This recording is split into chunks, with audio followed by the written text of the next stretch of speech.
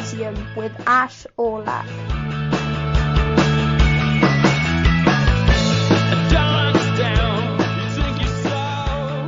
Hi guys, welcome to the Symposium and another episode of You Can't Podcast with Kids. I'm delighted to be joined by the boys. How are you guys? I mean, not in the best mood, you know. What's up? That's our season over. I mean, yeah. I mean, it flies in the face of your predictions from last week, Carl. I know. Every single prediction was wrong. Arjun, how are you doing? Yeah, I'm in a good mood after last night, our 3-0 win over Watford. Yeah, went well. Obviously, since we last spoke, we also lost 3-2 to West Ham, which basically ended our chances of getting to third place by this weekend, which was annoying. But it's classic Chelsea, to be honest. Blowing chances to do well, and then doing well when we absolutely have to. So, Lawrence, how are you? I mean, you're probably in high spirits. Yeah, I'm doing great. United looking fantastic, scoring ridiculous goals, and all the teams around us dropping points. So it's pretty much perfect for me. That's good. And I mean, even the Wolves yesterday lost to Arsenal. So it seems to be going well for you. I guess we should just jump straight into it then. So, Arjun, if you want to talk about some of the games from midweek or yesterday that particularly caught your attention, or just more generally across the league, what were your impressions and how do you feel about this latest game week? Personally, I only watched the Chelsea-Watford game last night as I was quite busy the whole day. It was a very good game. Watford didn't really offer much at all, to be honest. They were pretty abject.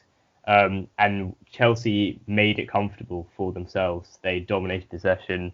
I was really impressed by Christian Pulisic, who for the third game in a row was pretty much outstanding through the penalty that Willian converted.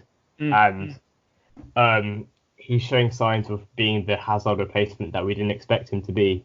And it's just really impressive. He's given me sort of Hazard vibes from like 2012, 2013, where he wasn't anywhere close to being one of the best players in the world, but he was dominating the conversation in terms of best wingers in the league, and he's sort of getting his name out there.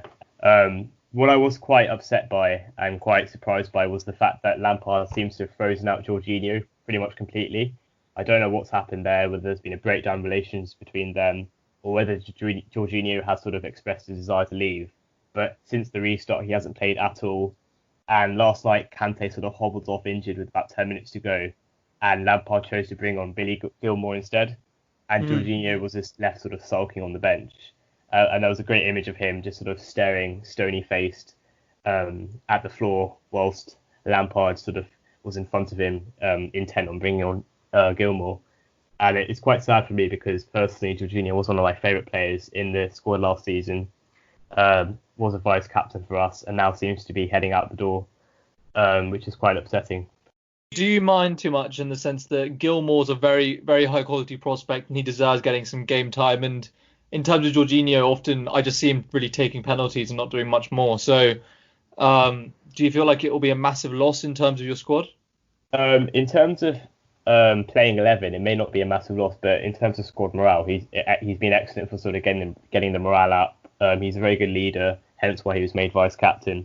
But I also think a reason why he potentially might be sold is to sort of clear out funds for the Kai Havertz possible transfer. He's out of all our midfield options, he's the oldest. So I think that it makes sense, I guess, from a financial standpoint to clear him out.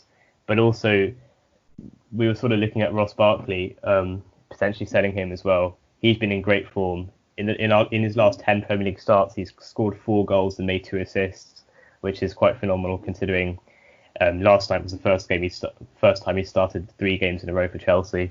But yeah, it's interesting. I wasn't really expecting Jorginho to be frozen out this way, and so I'm unsure whether he himself has requested a transfer or whether Lampard is intent on selling him and just doesn't want to play him. I think when Jorginho first signed into the Premier League under Maurizio Sarri at Chelsea, he was like seen as sort of the linchpin of his whole system. Yes. And I think he broke a number of records with like number of passes in a match. But then there was this sense, I think, that he didn't really suit the Premier League, and many teams actually just targeted him in a lot of games.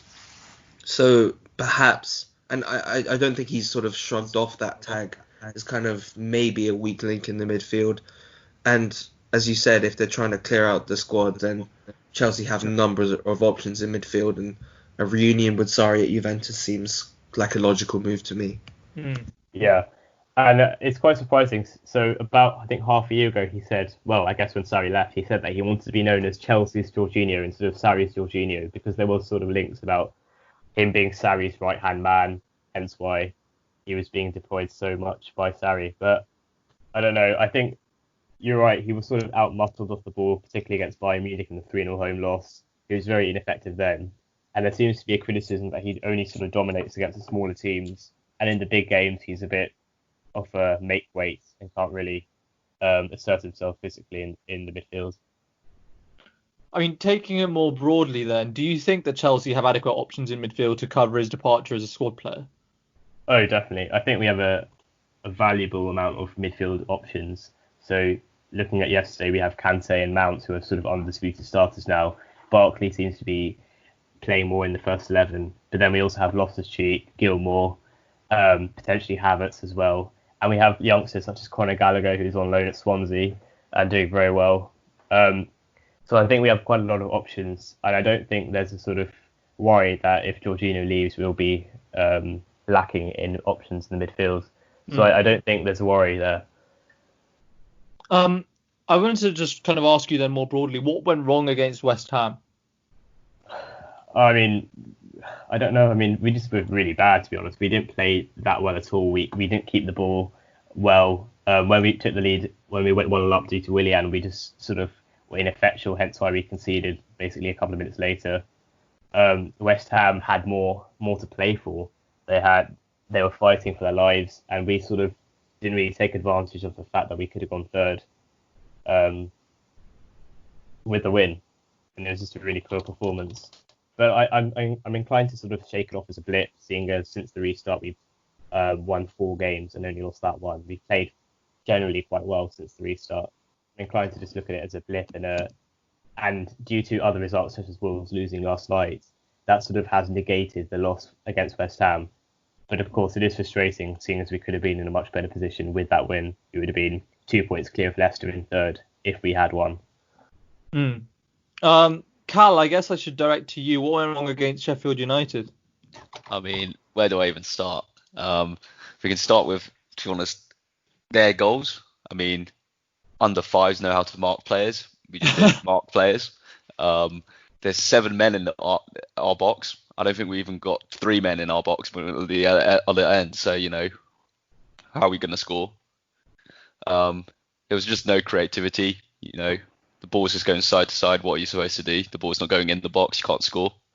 I do think the mentality, as Jose said in his post-match interview, just wasn't there. Like, after that decision went against us, we seemed to crumble. Like, we had the goal. That was 30 seconds in, you know. If that counts, we go on to win the game probably. You know, it's such a good reaction to the conceding. But yeah, I don't know what we're going to do going forward. Like, the season's over in my eyes. Like, I mean, but Cal, just to butt in, I think I don't know if you can massively complain about the decision though. I mean, for context, it's the ruling out of the goal for handball. When that is literally, although you may disagree with the rule, like, that is the rule, and it is enforced pretty consistently that any contact with the hand, I agree. Even if it's accidental, negates the goal. Yeah, I agree it's the rule, but you know, the reason it hit his hand, like, he was fouled in the play. We didn't even get a free kick for that in the end. It was their free kick for handball. Like, surely it goes back to the earlier offence. But yeah, I think I agree it's a problem with the rule rather than you know, the decision being made. I was going to say, though, does it show perhaps a more endemic problem with Mourinho, that something that he was always so good at, i.e. defence and marking, is something that you've identified as a major flaw in the last game? Yeah, I don't think it's Mourinho's fault, to be honest. I think, you know, we needed players to come in, and it's just not happened. And now we've just seen the result of it. Well, I mean, I guess I direct it to Lawrence. I mean, what are your thoughts on the Spurs performance and even the Chelsea performance against West Ham? Because those are perhaps quite surprising, although perhaps Sheffield United against Spurs is a far more is a fixture with far more parity than we would have expected it to have maybe this time last year. But what did you think went wrong in those games, and maybe direct it perhaps to United, which is I guess what you want to talk about. Why are United able to withstand those kind of games after lockdown? I'm not just a United fan. I could talk about all kinds of clubs if you want. But yeah. I think the two matches that we've discussed so far, we're going to discuss Sheffield United and versus Tottenham and Chelsea v West Ham were games that Champions League hopefuls dropped points, but for very different reasons. Sheffield against Tottenham, I think at its base, Tottenham have such poor qualities. I mean, they're a shadow of the team that they were 2 years ago, and players that have been retained from that team just seem to have lost quality. I mean, I'm not sure if Dele Alli played, but he's an example of a player that is just, I don't know, he showed a little glimpses of quality this season, but he's just nothing like the player that he was when he first came into the Premier League and scored some fantastic goals. And I think Tottenham just don't have the quality right now to seriously call themselves like a top 6 team, which is why I guess last week we were talking about players like Kane potentially leaving the club.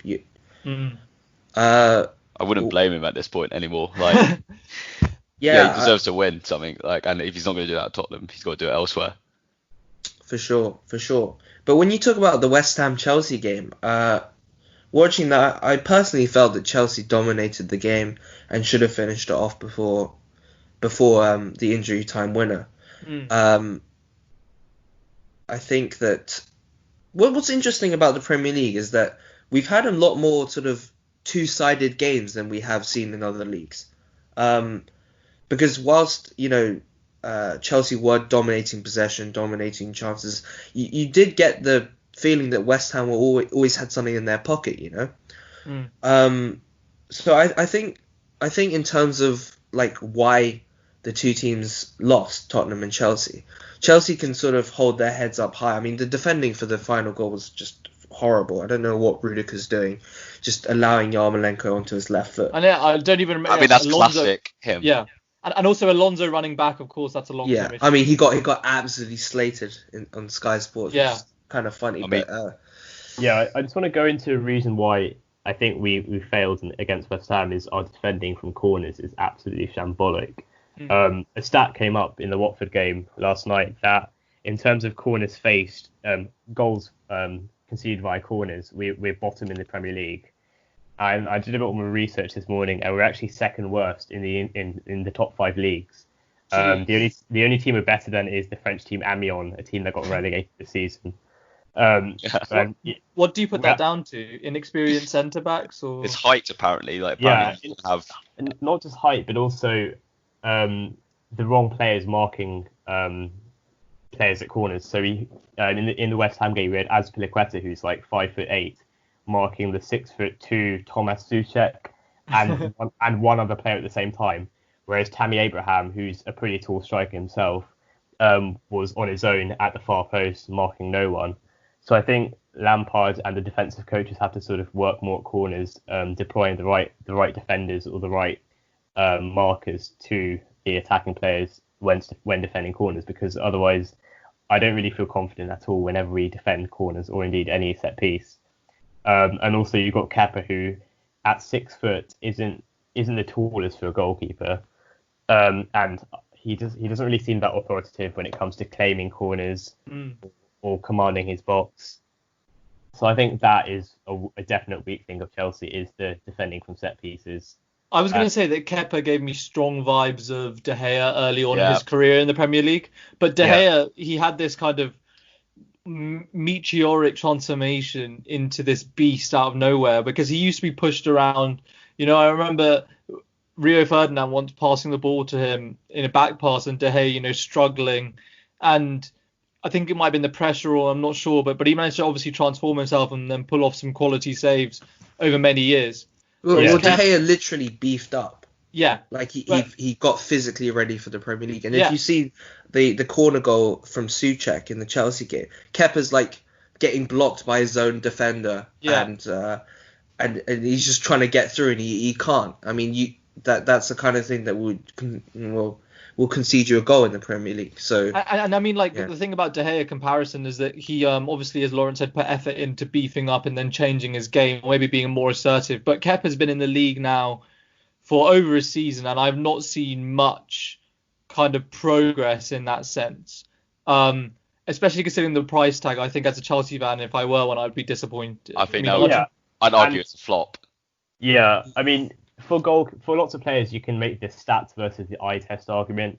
So some players look good but have poor stats. Some players look bad but perform quite well statistically. Whereas I think Kepa sort of performs badly on both those spectrums. He has poor stats. He doesn't really pass the eye test. He doesn't look commanding at all in the box. And a number of people who coach keepers for a living have sort of pointed out the flaws in his game. So I'm not really sure where we can sort of defend him. He pulls out world class saves, but these are very few and far between, and then they don't really occur enough for him to justify a place in the team or squad, I guess. On that, I guess he kind Yeah. of reminds me in a bad way of Mignolet when he was at Liverpool, just in the sense that Mignolet was pretty good from like short shots, less than 10 yards away, reflex saves. He was pretty good at those. But he was crap overall, just a general ball handling, long shots, assertiveness in the box. Like, he always has mistakes in him.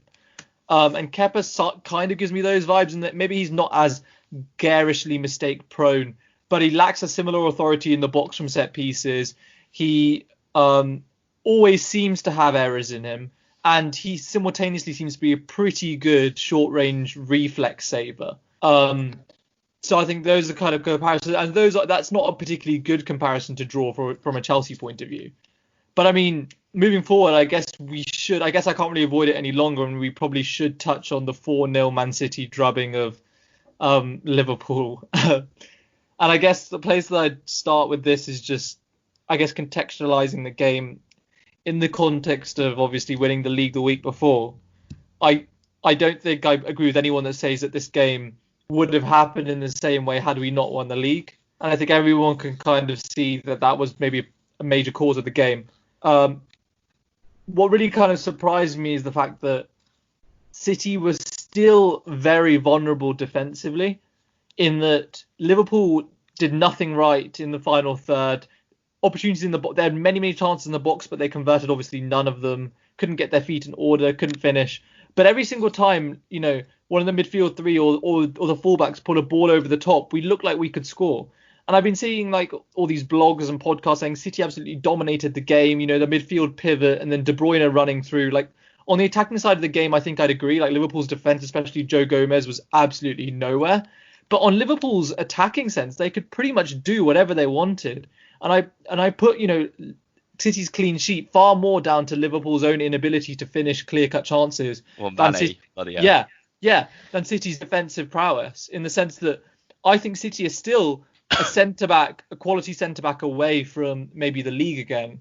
And honestly, if Man United keep going at this pace, I'd actually put them closer to City, just because of the extent that City, even though they dominated midfield and could do whatever they want going forward, Liverpool legitimately could also do whatever we wanted going forward as well.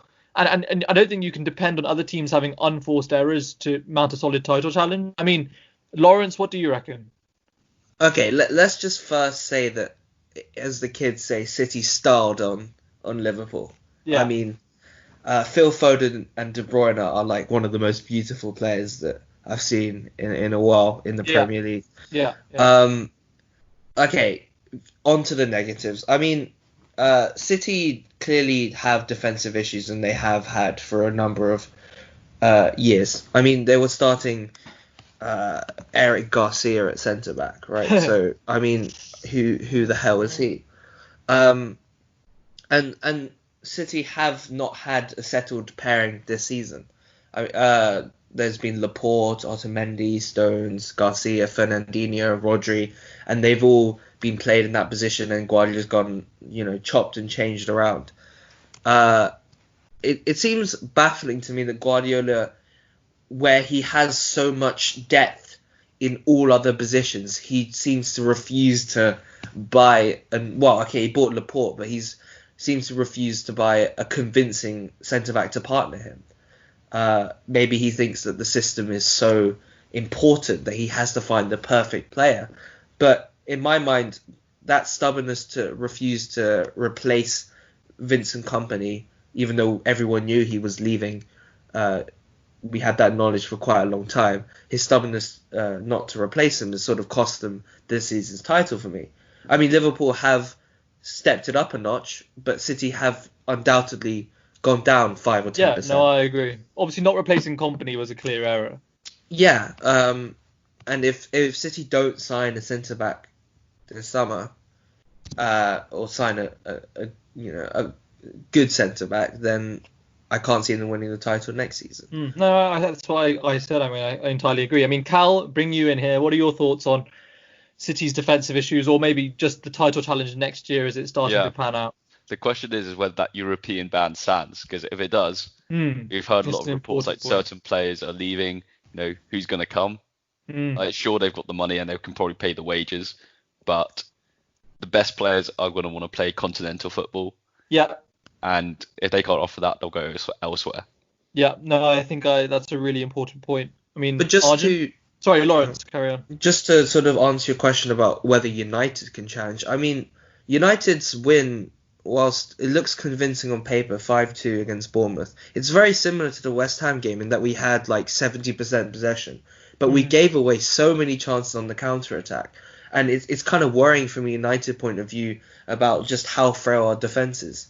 The first goal that we conceded was just, I mean, I've defended Harry Maguire, but he has no turning circle. He just gets nutmegged by Stanislas. And then De Gea gets beaten at his near post. Yeah, the near post is a big error. Go on, Cal, talk to me about Maguire, Cal. I'm not, okay, Maguire, okay, fine, you get nutmegged, that happens, Yeah. But getting beaten at your near post, that is number one rule of a keeper, don't get beaten at your near post.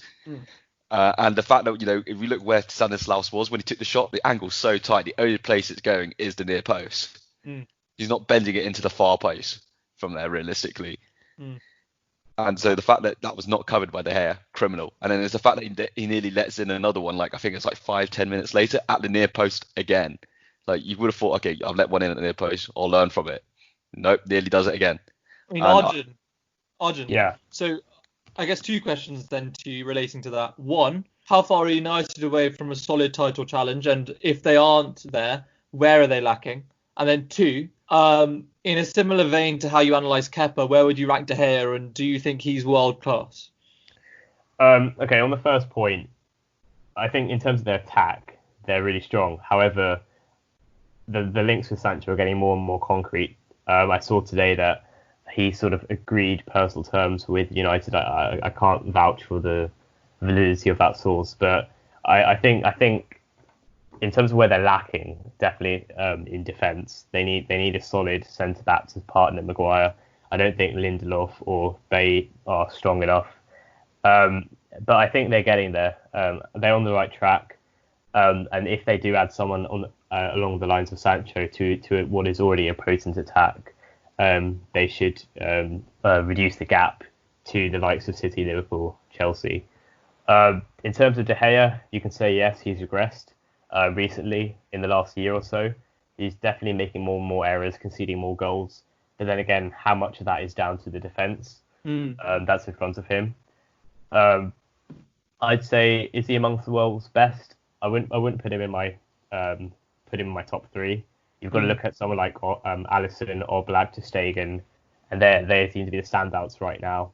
But in terms of longevity, and he's been at the top of the game for pretty much a decade now, going back to his time at Atletico Madrid and when he joined United, he's been amongst the best in the world.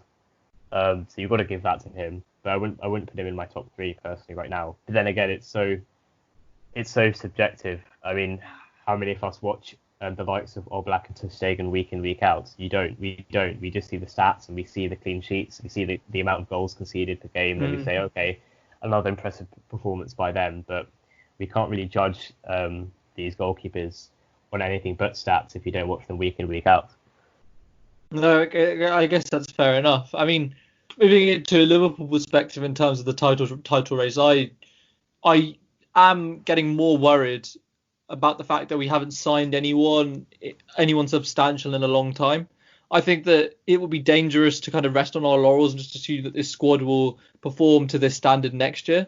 I mean, I discussed this with Lawrence before, and I do think that Liverpool need to make at least some squad signings to back up the front three, because I think the drop off from the starting front three to Origi, etc., is quite high. And although we have depth in central midfield, I think we really, really desperately need a left back cover as well for Robertson. I don't think we can deputise Milner in there anymore. And yeah, we desperately need cover for the front three. It's kind of why I was disappointed about missing out on Werner when he went to Chelsea. And that, although he's a kind of different player to Firmino, he'd push Firmino and he'd be a viable option that would, although requiring perhaps a slight change in system and tactics, we could sub in, when Firmino wasn't playing well, and also, he's versatile across the entire front line. It seems like you kind of need some sort of young prospect that you can give a bit of playing time, but who can make an impact when you sort of like a Mason Greenwood, Well, I mean, I actually am optimistic about Ryan Brewster at Swansea, and similar to kind of Arjun talked about Chelsea player that's alone there. I think similar to him, Ryan has performed really well. He's scoring goals. He's kind of dictating play, and I think he could be good as a squad player next year if we kind of move past Origi. But as cover for the front three, Ryan can play across the front line, and I think he'd be decent there. And we've signed Curtis Jones to a long-term deal. Quickly, Arjun. Signed Curtis Jones to a long-term deal. He's the guy who scored that beauty in the Merseyside derby, and he seems a really, really talented midfielder.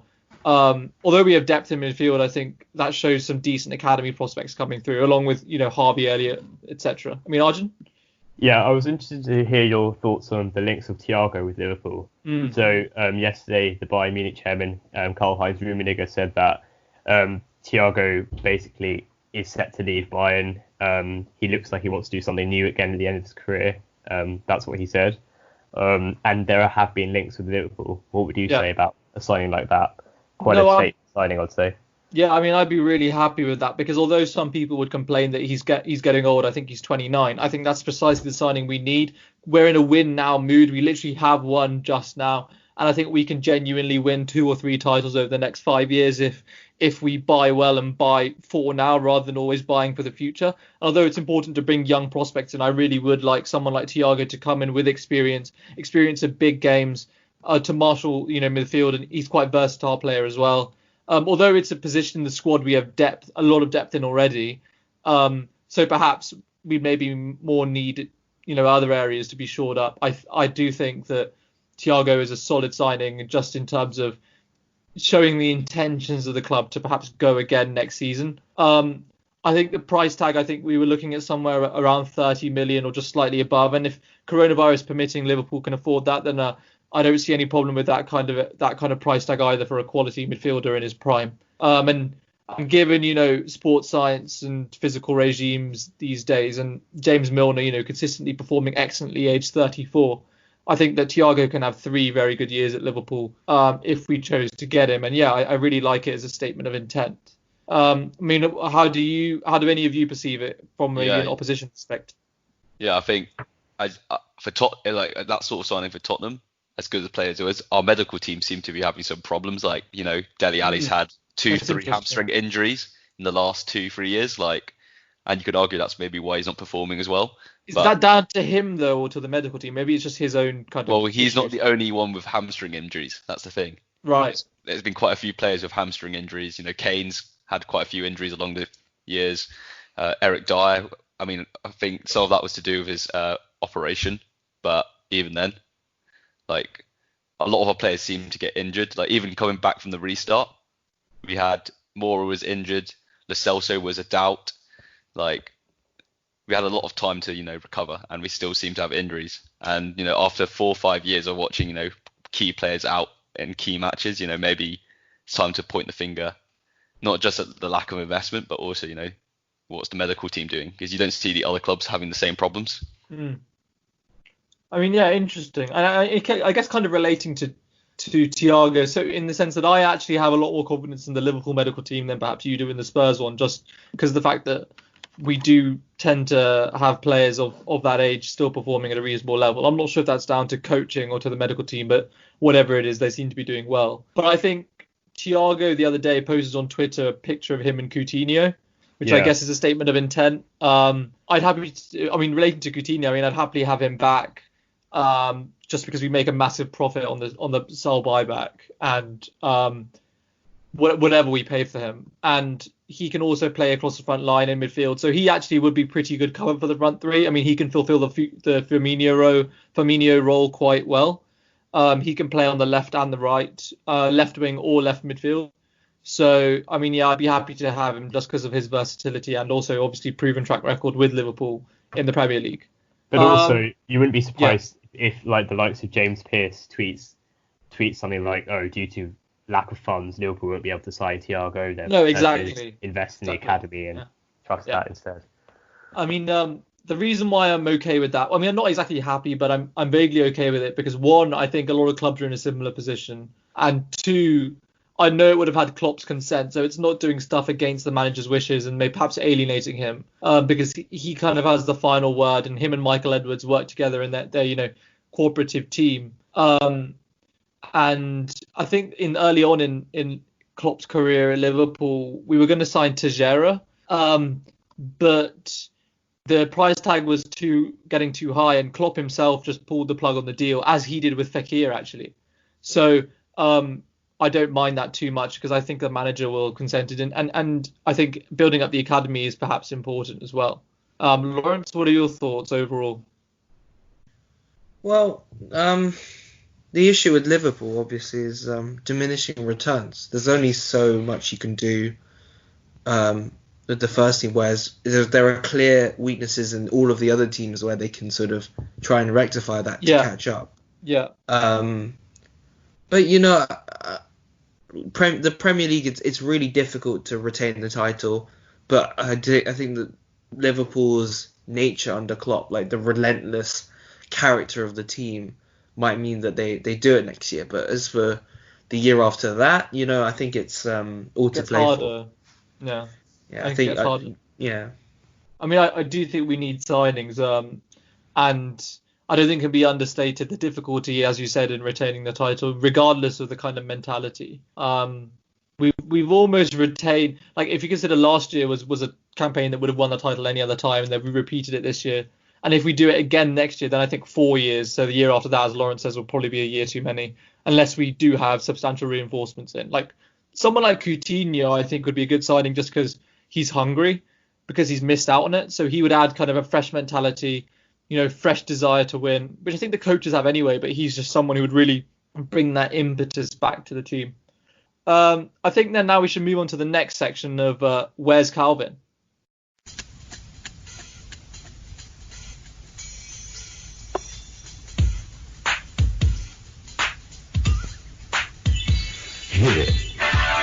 Where's Wiley? Where's Wiley? Did you say him? Where's Wiley? Where's Wally? Where's Wally? So, as you know, this is our weekly, or perhaps what thing we do every single time now, where Calvin is in a stadium in the UK or in Europe, and we have 10 questions to guess where he is. So, if you guys want to start, so Arjun, if you want to have question one. Is the stadium where you're at in the top 2 divisions of English football? No. Oh, okay. Lawrence? All right.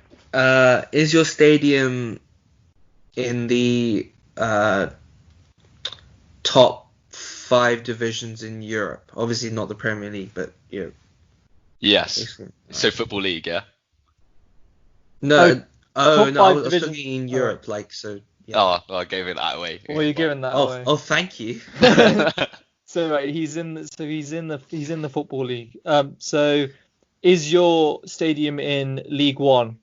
Yes. Okay. Arjun? Has the stadium been a Premier League stadium at any point? Yes. Interesting. Lawrence? What's Sunderland's? Oh, is it the Stadium of Light? No. Ooh. Okay. Uh, Five questions is in. Is it Fratton Park? Yes. Arjun wins again. Oh, There's well 2 done. out of 2. That was my question, Arjun, but I gave it to you. Don't worry. Oh, sorry, coming in with the No. steal. Don't worry, that only took 6 questions. That was good. Yeah, I mean, Fratton Park, throwback to when Portsmouth were in the Premier League. I remember it was always quite a hard place to go because their fans are quite intense and always quite on top of you. It kind of reminds me a bit of Loftus Road or Selhurst Park when those stadiums are always quite intimidating as well. It's Although, a very narrow especially- stadium, yeah. isn't it? The pitch. Yeah. And although that kind of Selhurst Park especially has perhaps lost that reputation, it was always a tough place to go. I mean, as a Liverpool fan, I can attest to that. But yeah. Well, yeah, Oh, under yeah. Harry Redknapp, Portsmouth were quite an animal, weren't they? Yeah. Yeah, I mean- Nico Kranjčar, you know. Classic Tottenham The legend. players. Benoit Asuakotu. Yeah. Yeah. Well, didn't Peter Crouch once say that he was the one bloke who could used to have a packet of crisps before the game and just not abide by any of the sports science advice or dieting advice? I can see that. Yeah. The game's changed a lot since then. Like back then, you could get away with it. No, even then, that was only 10 years ago. But yeah. Okay. I think we should just move on then to our final discussion of this week, which is basically a touch on the controversial topic of VAR in the Premier League and abroad. So I wondered what you boys thought.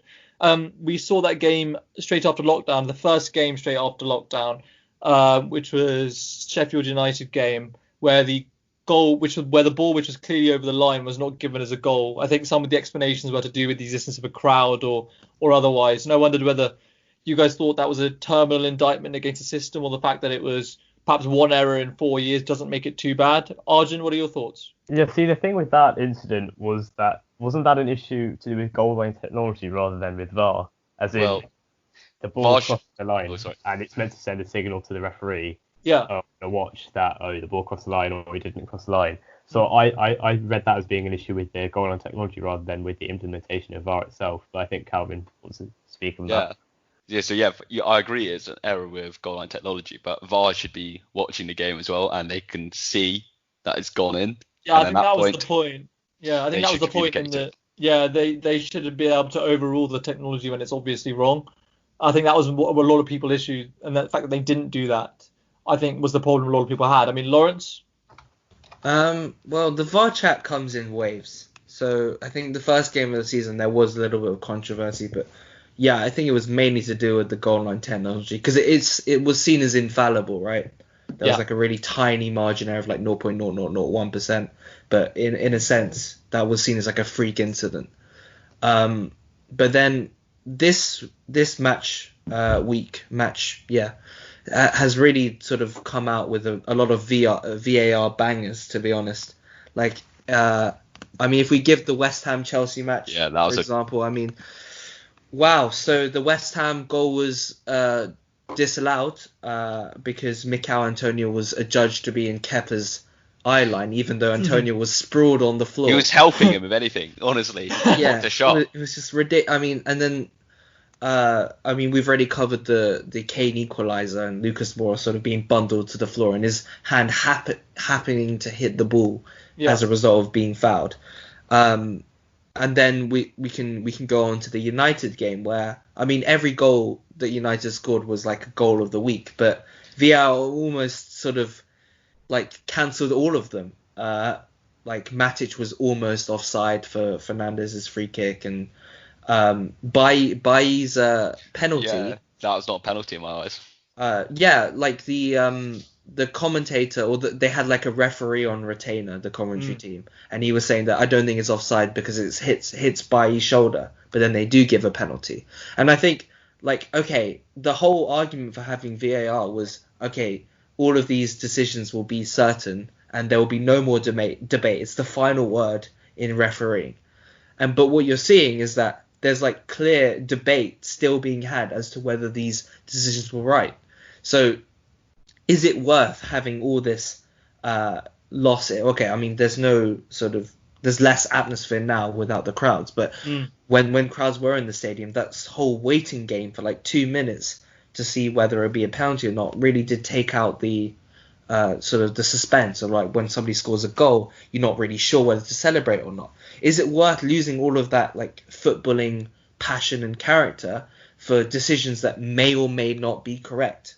I guess Lawrence, the replied to that. I mean, I'm not going to disagree with you or agree with you. Just I think the reply that they would make to that is that firstly, we have the rules of the game for a reason, and they should be enforced in whatever way we can. Like if you're offside, you're offside. Now, whether we change the offside rule to allow more attacking play, is another matter. And Graham Souness and Gary Lineker have spoken very eloquently on perhaps reforms we can do to that rule, but that's irrelevant to the extent that their argument is we have the rules, we should enforce them, and the fact that other sports, whether it's cricket or rugby, have scores which are, or in cricket, for example, a wicket, or in rugby, a try, which are delayed in celebration just by video review, and that hasn't detracted from the drama in the sport. In fact, because of communication between the TMO and the on-field ref or umpire, the actual drama is enhanced because we don't, and the people at home can watch the replays and stuff. And I think their reply would be, well, why can't we replicate that in football,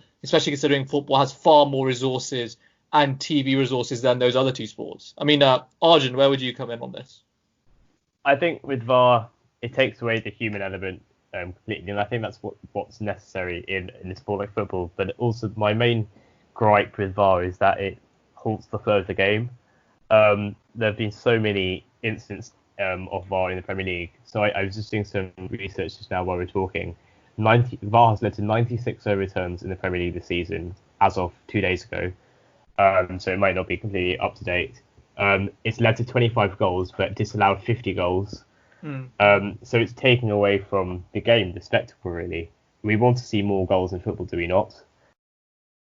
If people say, well, those goals are being taken away because they were scored illegally, then isn't that a job of the referee and VAR? I mean, any team, as we all know, all of our teams at some point have been a victim of a goal that was scored either from an offside position or after a foul, and it was given anyway because there's only so much an on-field ref can do, and we always feel aggrieved. So, I mean, isn't VAR perhaps remedying that? The issue here is that, the offside rule, the armpit rule with offsides is like annoying for some teams, but at least it's a clear line. Yes. Like, we can't disagree with a VAR decision about offside.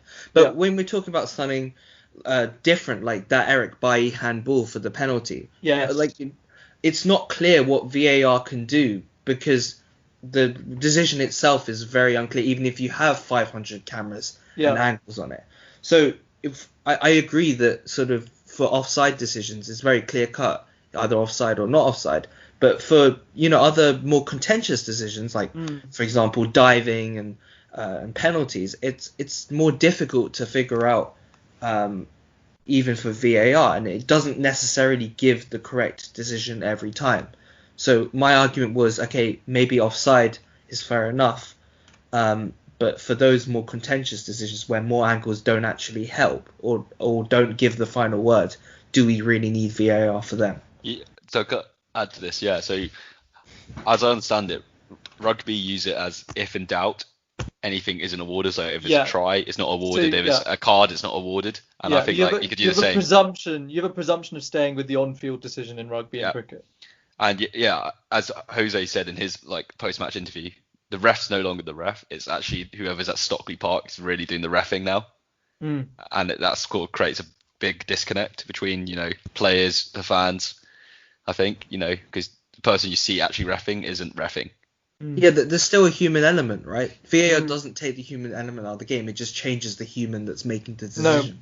No, I think that's fair enough. Absolutely. I mean, I always had an issue with VAR from the premise of it in football, and the issue that in cricket and rugby and in some parts of football, it's used, as Lawrence said, in an objective way. So offside or onside is an objective question, like you are or you aren't.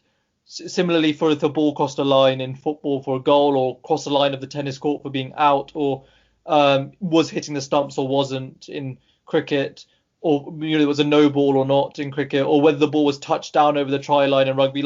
Although some of those have slight uncertainty, especially the try bit and the LBW bit, they have a roughly yes/no kind of binary that you can adhere to. But Whereas also- some of the issues that Lawrence has pointed out with VAR in football is that it's being used for contentious decisions like red cards or fouls or obviously penalties, which are all, I guess, subjective, and therefore, or if the ref hasn't made a clear error in like just not seeing something, such as violence off the ball or whatever, then I struggle to think how it's justifiable that VAR can get involved in foul decisions that the ref has seen.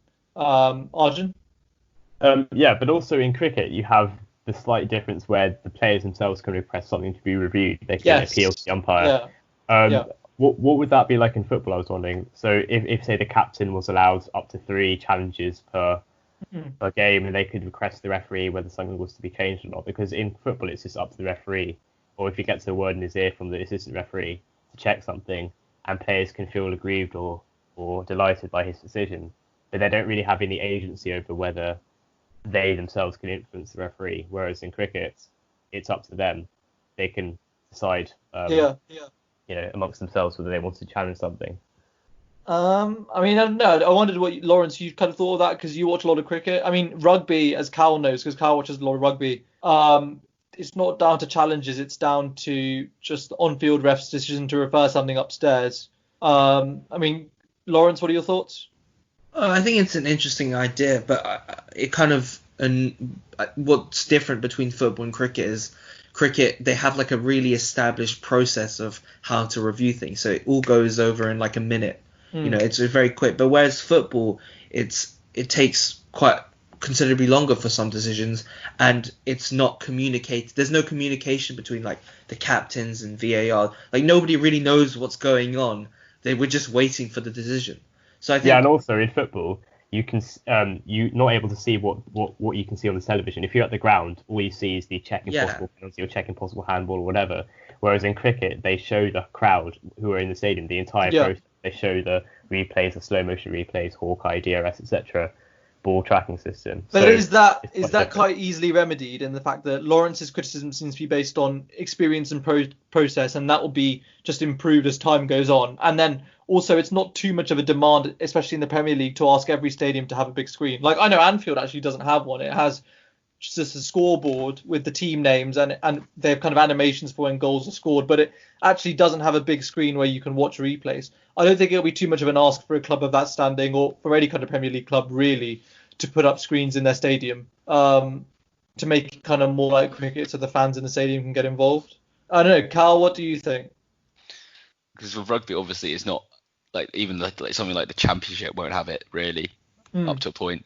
So like the argument, like okay, funding and whatnot, like it's not going to be consistent between the professional game and grassroots. I don't think that really passes. Like it's a reason not to use it. Yeah. I think the problem with having, I suppose it's a bit different because of the culture, just transparency between sort of ref and fans. Like, because obviously if you show it, you're going to have a lot of complaints in football, whereas in rugby, it's just sort of built that culture of like respect for the ref and whatnot.